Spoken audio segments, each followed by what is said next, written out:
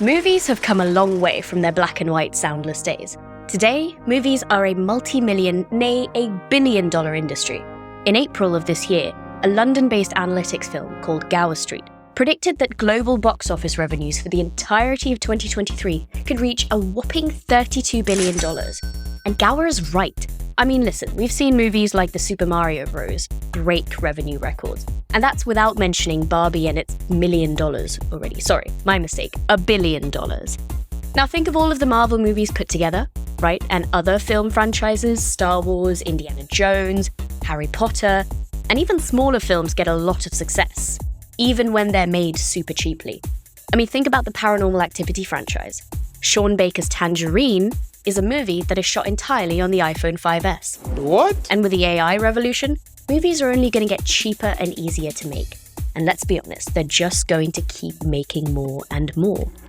But all of this had to start somewhere. Movies didn't come into existence with sound and color and CGI.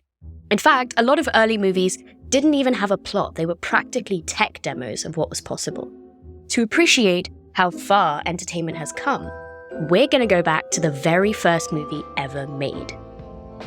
Enter the father of motion pictures. Now, like all of today's films, someone had to shoot and direct the first movie. That guy was Eadweard Muybridge.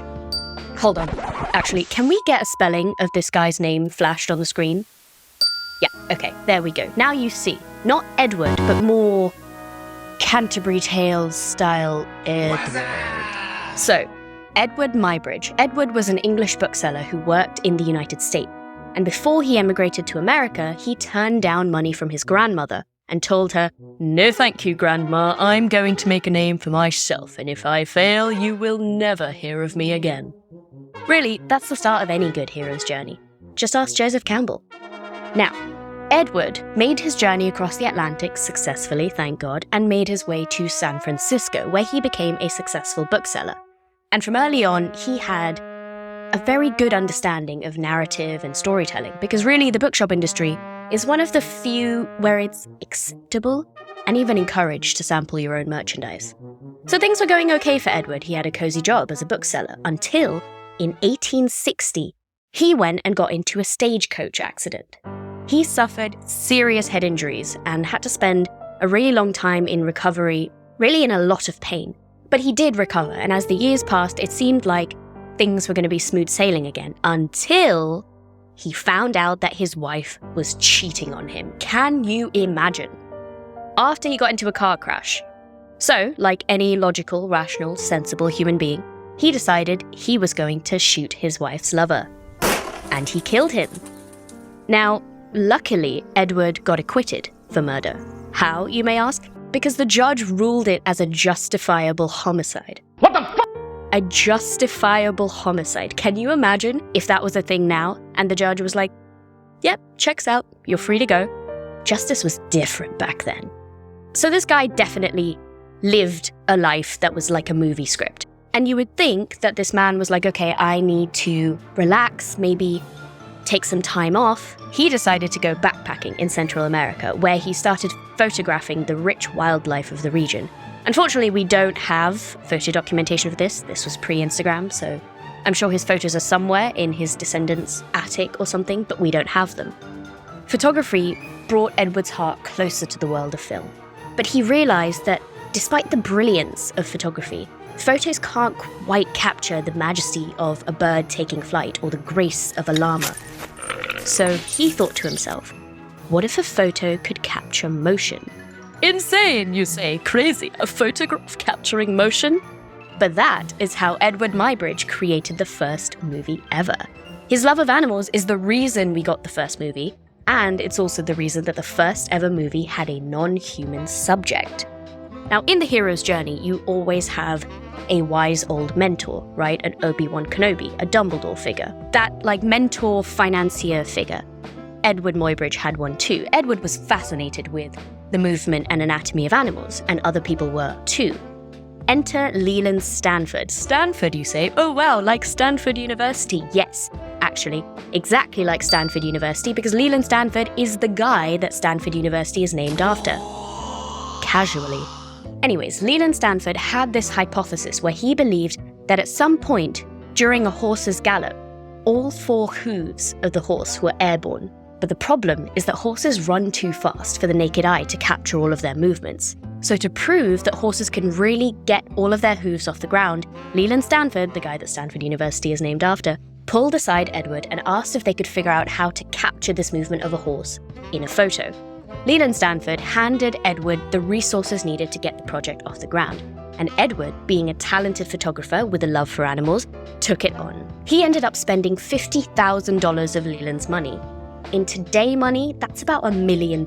It's not as expensive as modern films nowadays, but still a lot when you consider how technically simple the shoot was comparatively. Did it work, though, I hear you asking? Yes, it did.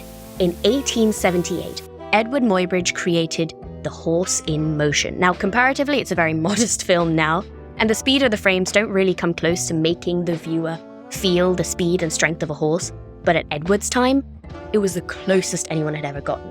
What does that mean? It means, my lovely, lovely viewers, that the first movie star was a horse. Horsing around was not a sucky show. Now, The Horse in Motion was made using a 12-camera setup, right? 12 different cameras set up to take a photo in succession of each other. And each camera had an exposure length just a fraction of a second.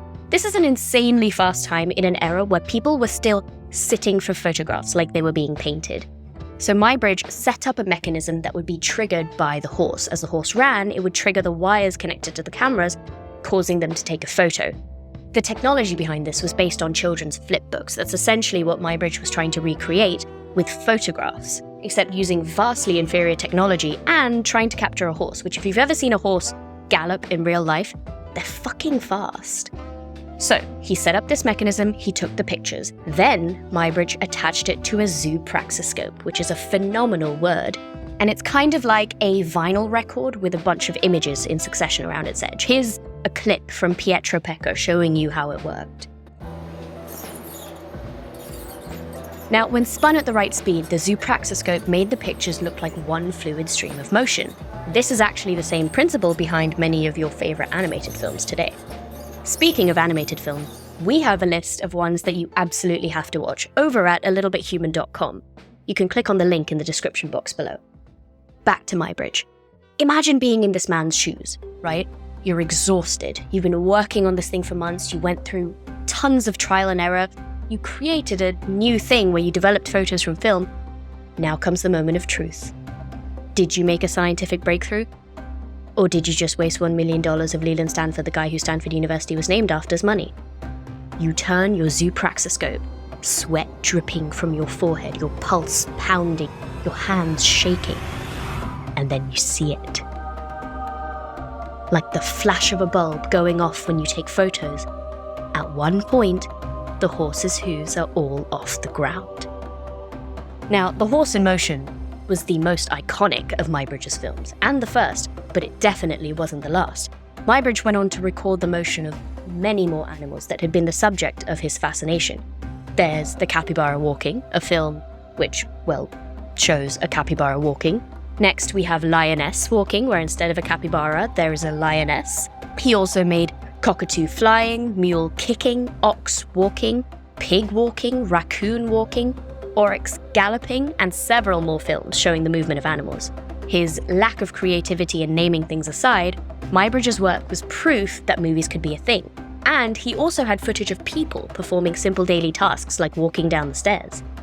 Here's the problem. You would think, given what you've heard just now, that it would be dead obvious that The Horse in Motion was the first ever movie. But the Guinness Book of World Records, the Guinness Book itself, doesn't think it is. It gave the honor of the oldest surviving film to Louis Le Prince's 1888 film Roundhay Garden Scene. Despite being a much later film, Guinness argued that it was the one that should count because Roundhay Garden Scene was made on a real motion picture instead of being made from a combination of photos.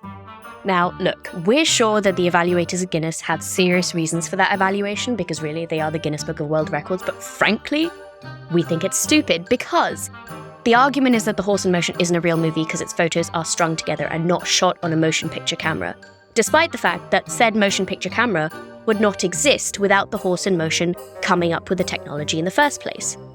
And animated films and shows aren't shot on motion picture cameras, although they do a great job of using filmographic techniques to tell a story. So if we follow Guinness's argument, that would mean that animated movies like Akira and Ghost in the Shell, movies that have left permanent marks on the genre of cyberpunk, are not real movies.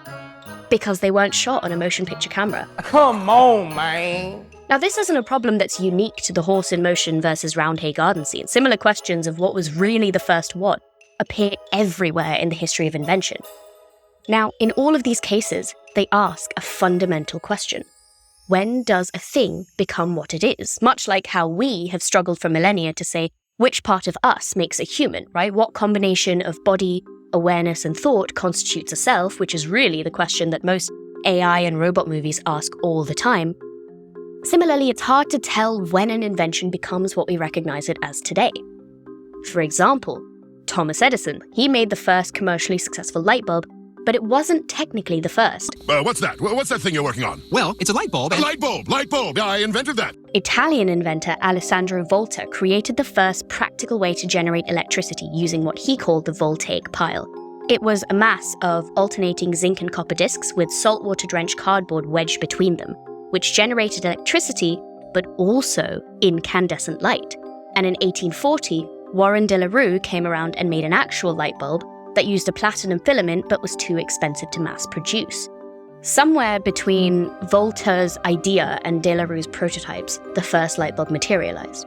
The problem with a first anything is that it assumes two things. The first assumption is that we can tell clearly when something becomes what it is, right? Think of a reverse ship of Theseus where things are added until they become what they are.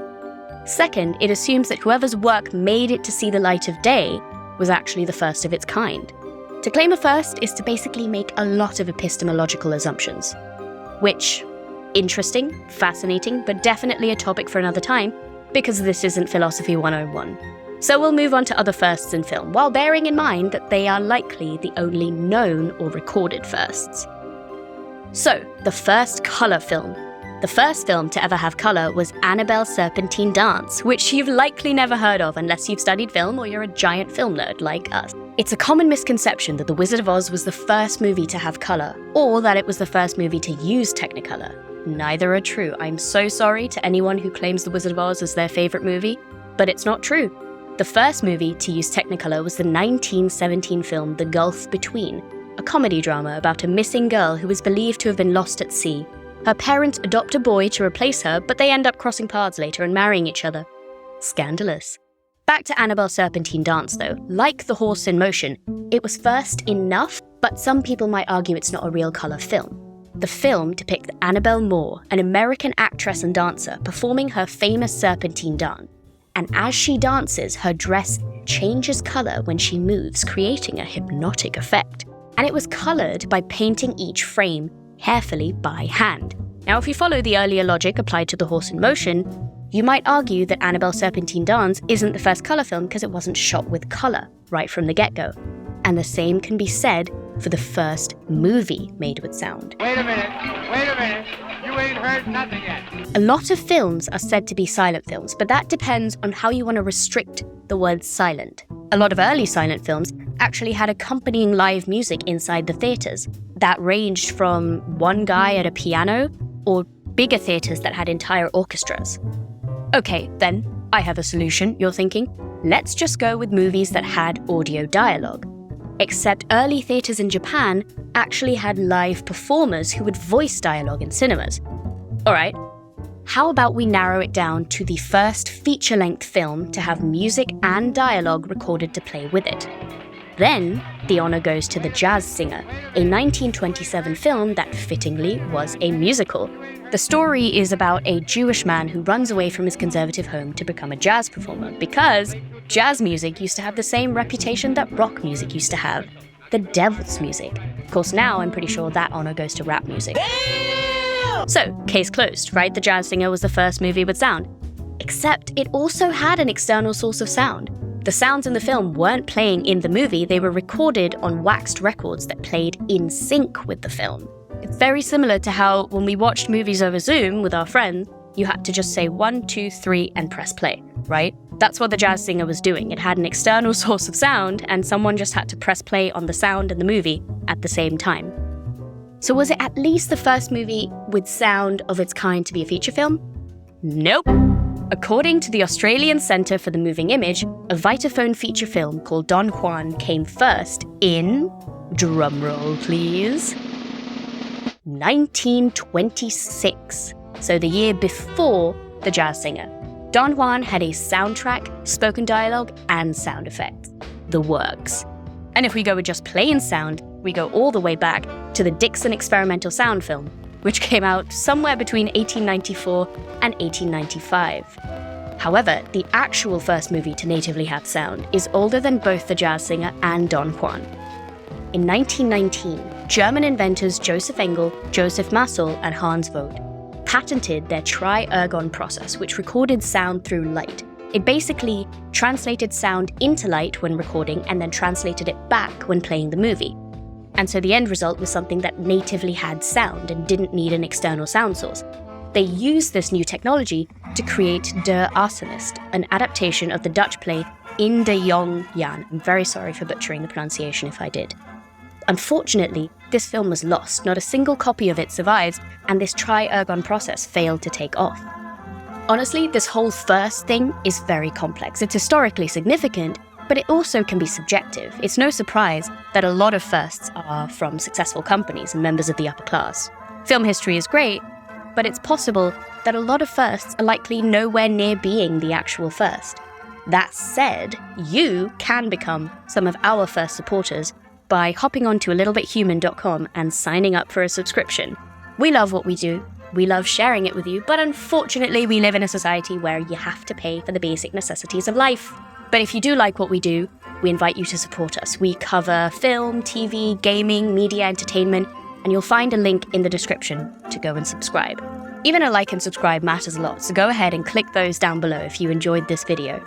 Did you know about these first movies? Is there a first that you think we've missed? Leave a comment, let us know. This is A Little Bit Human, signing off. See you next time.